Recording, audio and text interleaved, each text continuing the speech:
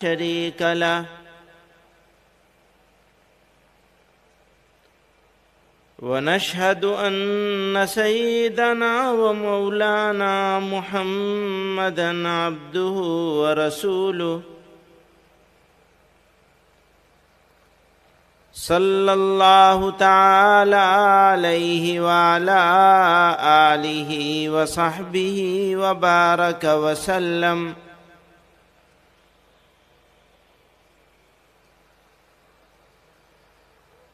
اس اجلاس کے صدر محترم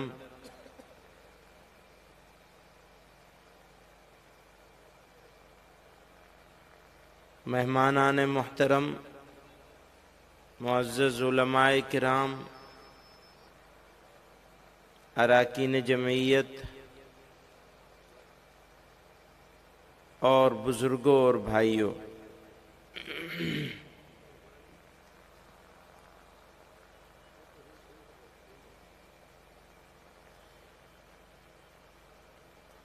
اس میں کوئی شبہ نہیں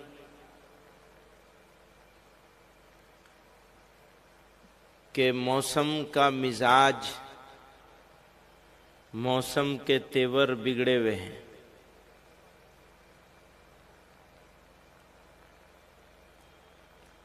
ایک خاص قسم کی ہوا چلانے کی کوشش کی جا رہی ہے،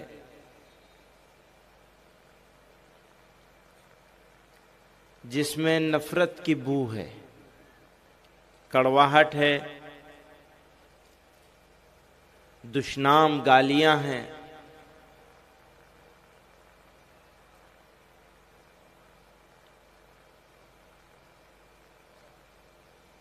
اور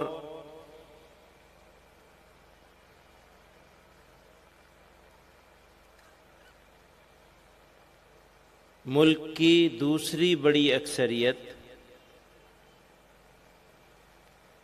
یعنی مسلمان، سیکنڈ لارجسٹ میجورٹی،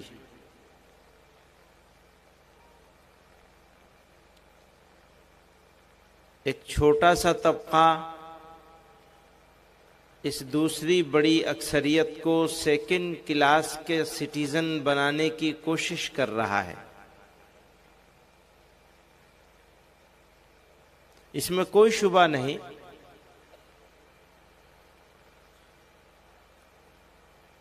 کہ بات کا بتنگڑ بنایا جا رہا ہے،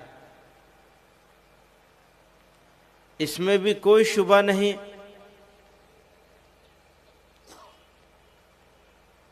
کہ جو کام اس دیش، اس ملک، اس کنٹری سے باہر بیٹھے ہوئے لوگ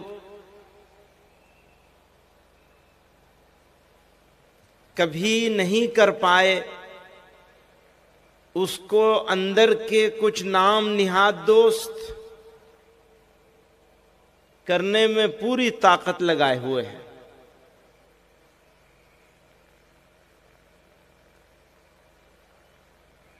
یہ بھی صحیح ہے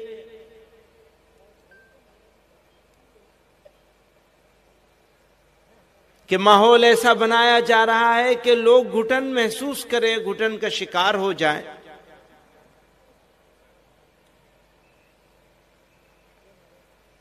لیکن میں تصویر کا دوسرا رخ دیکھ رہا ہوں۔ یہ ساری باتیں صحیح ہیں، درست ہیں،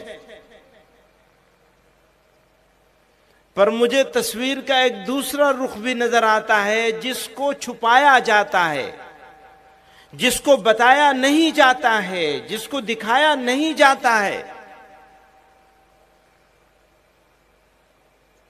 وہ یہ ہے کہ اس ملک کی بڑی اکثریت آج بھی، برادران وطن کی اکثریت آج بھی ان لوگوں کے ساتھ نہیں ہے جو نفرت کا کھیل کھیلنا چاہتے ہیں۔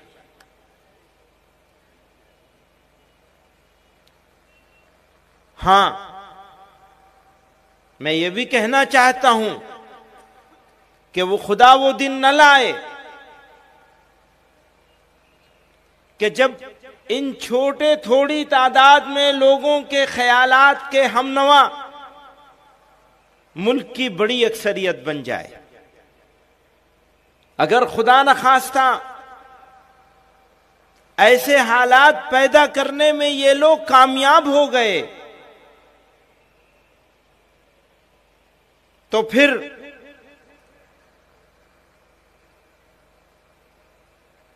یہ سن لینا چاہیے کہ گیدڑ کی 100 سال کی زندگی سے شیر کی ایک دن کی زندگی بہتر ہوتی ہے. نعرہ تکبیر. یہ مجھے دیجئے. پہلی بہت لگا لیا آپ نے. خلاف ورزی کرتے ہیں. یہاں لائیے نا, مجھے دے دیجئے.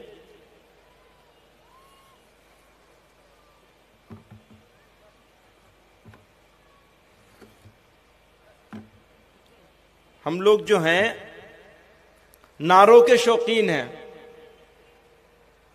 چونکہ نعرے لگانے میں کچھ خرچ نہیں کرنا پڑتا, بس چلانا پڑتا ہے, اسی میں خوش ہو جاتے ہیں. مجمع جمع کر لیا, بھیڑ جمع کر لی, نعرے لگا لیے, میسج کوئی نہ جائے. اچھا, میسج کی صورت یہ ہے کہ بولنے والے بول کے چلے جاتے ہیں, سننے والوں کو پتہ نہیں چلا کہ کیا بول کے گئے. سارا قصہ پورا ہو گیا, پوچھ رہا ہے زلیخا مرد تھی یا عورت تھا؟ ہاں, ایسا حال ہو گیا ہمارا. ہم تو چھوٹے چھوٹے اگر 100-200 لوگ ہوتے ہیں وہاں بھی بات کہنے کے بعد کبھی پوچھ لیتے ہیں, اچھا یہ بتاؤ کیا کہا تھا ہم نے, تو پتہ ہی نہیں ہوتا کسی کو کیا کہا تھا. پوری قوم کو ایک جذباتی اور ایموشنل قوم بنا دیا گیا ہے. کیوں؟ اس لیے کہ اگر جذباتی بات نہیں ہوگی تو ایکشن پلان دینا پڑے گا.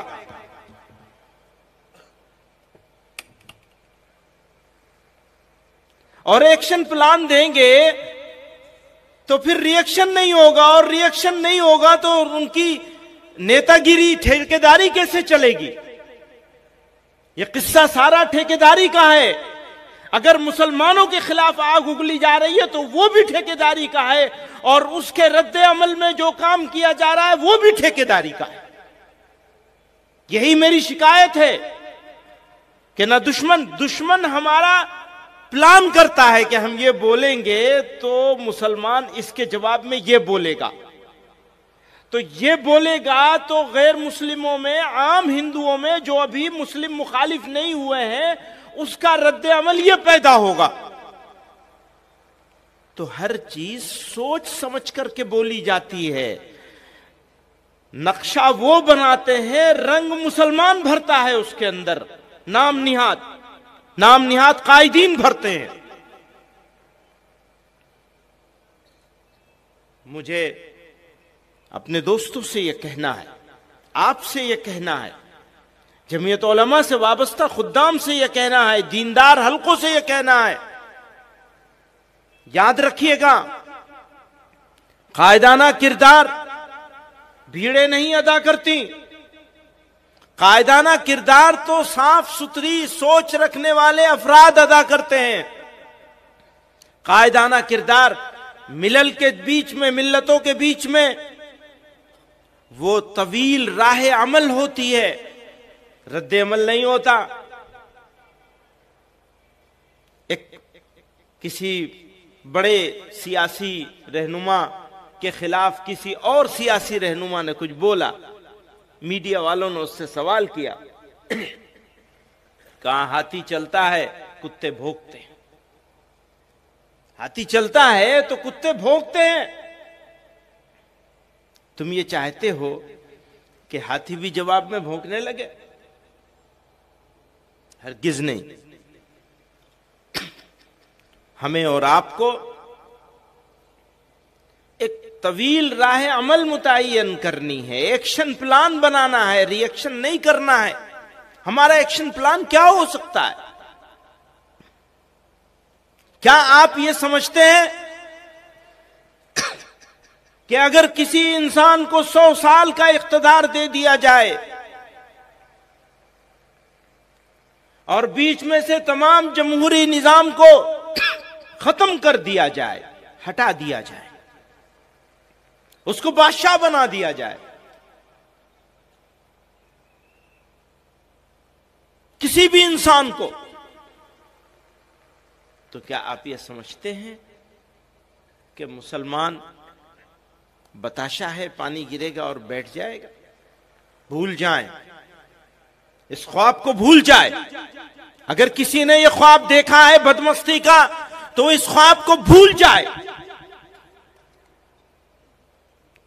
جب تک قیامت نہیں آئے گی, جب تک قیامت نہیں آئے گی, تب تک اس سرزمین کو مسلمان اپنے سجدوں سے آباد کرتا رہے گا انشاءاللہ. خطرہ وہاں سے نہیں ہے, خطرہ تو اندر سے ہے.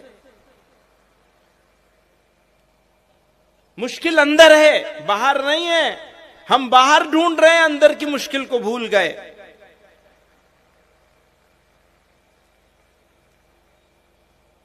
میری بات کو, میری گفتگو کو ان کے نعروں نے بھٹکا دیا, اور میری قوم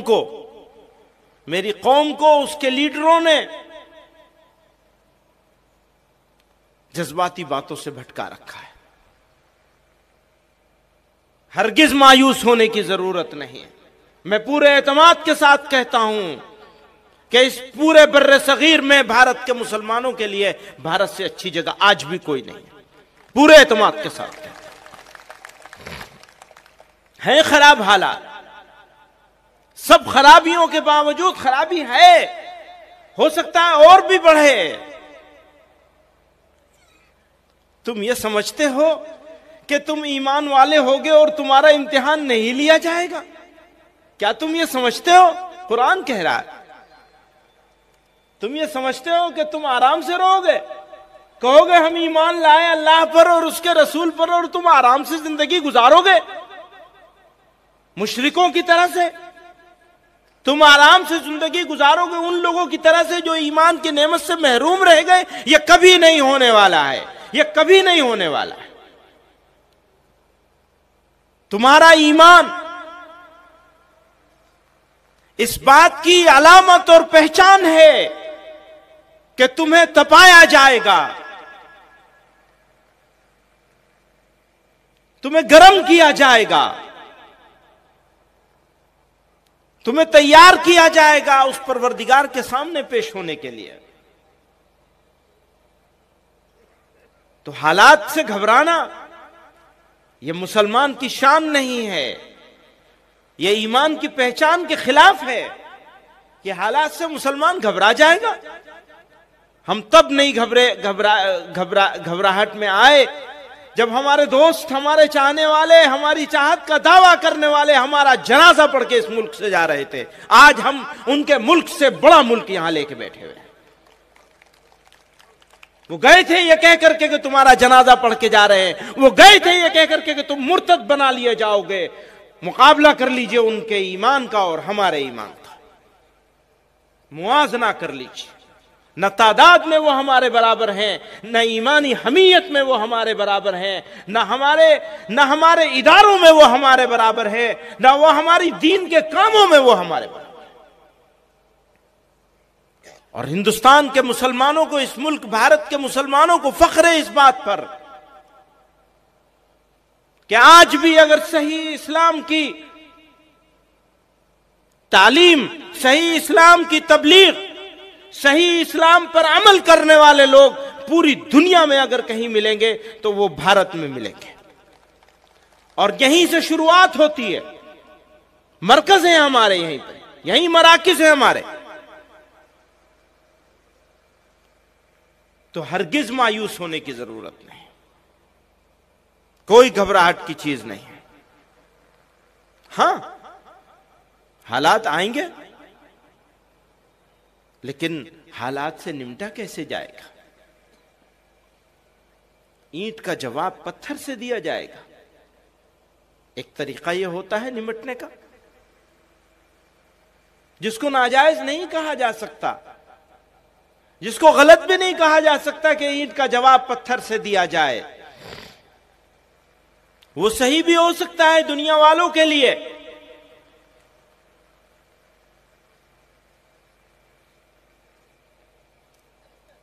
لیکن ذرا آئیے اور اب سے 1400-1500 سال پیچھے چلیے، واپس جائیے، اور جن پر ہمارا سب کچھ قربان،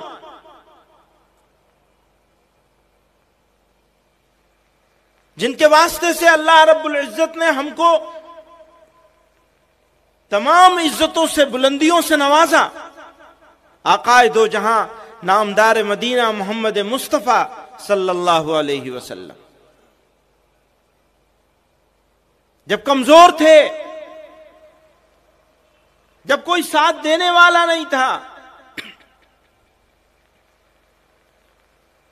تو اس وقت ستائے جا رہے تھے، ظلم کیا جا رہا تھا، دکھ دیے جا رہے تھے، بے عزت اور ذلیل کیا جا رہا تھا، مارا جا رہا تھا، سجدے میں جا رہے تھے تو اوجڑی رکھی جا رہی تھی، کانٹے اور کوڑے، راستے میں کانٹے بچھائے جا رہے تھے، اوپر سے کوڑا ڈالا جا رہا تھا۔ پھر یہی نہیں، آپ کے مقدس ساتھیوں کے ساتھ کیا کیا ہوا، حضرت بریرہ کے ساتھ کیا ہوا، حضرت سمیہ کے ساتھ کیا ہوا، کتنے واقعات ہیں، سب معلوم ہیں آپ لوگوں کو۔ اور طائف کی گلیوں میں نبی علیہ الصلوۃ والسلام کے ساتھ کیا ہوا، آپ نے کیا کیا؟ جب وہ آئے تھے اجازت لینے کے لیے کہ آپ اجازت دے دیجئے تو پہاڑوں کو ملا دیا جائے گا، طائف کا نام و نشان مٹ جائے گا، تو جناب رسول اللہ صلی اللہ علیہ وسلم نے کیا فرمایا، سب کو معلوم ہے، زخموں سے چور ہیں، اور آپ فرما رہے ہیں کہ نہیں، ہو سکتا ہے ان کی نسلوں میں کوئی ایمان لے آئے، پوری نسل ہی ایمان والی ہو گئی۔ یہ تو کمزوری کی حالات ہے۔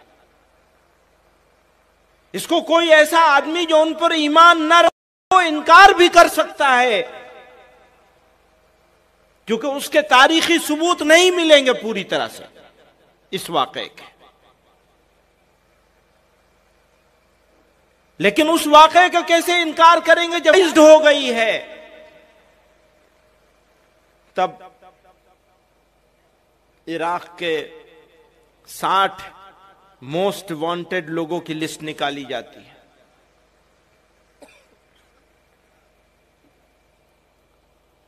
جھوٹ بول کر کے، کیمیکل ویپنز کا نام لے کر حملہ کیا جاتا ہے، دنیا کی ساری بڑی طاقتیں اکٹھے ہو کر کیمیکل ہتھیاروں کے نام پر حملہ کرتے ہیں، اور 10 لاکھ عورتوں کو بیوہ بنانے کے بعد، 20 لاکھ سے زیادہ بچوں کو یتیم بنانے کے بعد، 7.5 لاکھ بچوں کے مر جانے کے بعد، ایک چھوٹا سا معافی نامہ آتا ہے کہ ہمیں غلط خبر ملی تھی، کوئی کیمیکل ویپن نہیں تھا۔ یہ سویلائزڈ ہے، ان کو سویلائزڈ کہا جائے گا؟ انہوں نے تو 2000 سال پہلے کے دنیا کے بدترین خوخار ظالموں کو، جن کو ظلم کے نام سے یاد کیا جاتا ہے، ان کو بھی مات کر دیا۔ اور یہ سویلائزڈ دنیا میں 60 موسٹ وانٹڈ لوگوں کی لسٹ نکالی جاتی ہے مارنے اور قتل کرنے کے لیے۔ نبی علیہ الصلوۃ والسلام نے 1500 سال پہلے فتح مکہ کے موقع پر انہی موسٹ وانٹڈ لوگوں کو معافی کا صرف اعلان نہیں کیا تھا، بلکہ یہ کہا تھا کہ ان کے گھر میں جو پناہ لے لے گا ہم اس کو بھی معاف کر دیں گے۔ بدترین دشمنوں کو، جو واجب القتل تھے، جن کو سڑک پہ لٹا کر قتل کرنا چاہیے تھا، جن کی لاش کو درختوں پہ لٹکانا چاہیے تھا، پیغمبر علیہ الصلوۃ والسلام معافی کا اعلان ہی نہیں کر رہے ہیں، یہ کہہ رہے ہیں جن کو یہ بھی اپنے پناہ میں لے لیں گے ہم ان کو بھی معاف کر دیں گے، سارے بڑے سرداروں کو معاف کر دیا۔ ہمارے سامنے ان کی مثال موجود ہے۔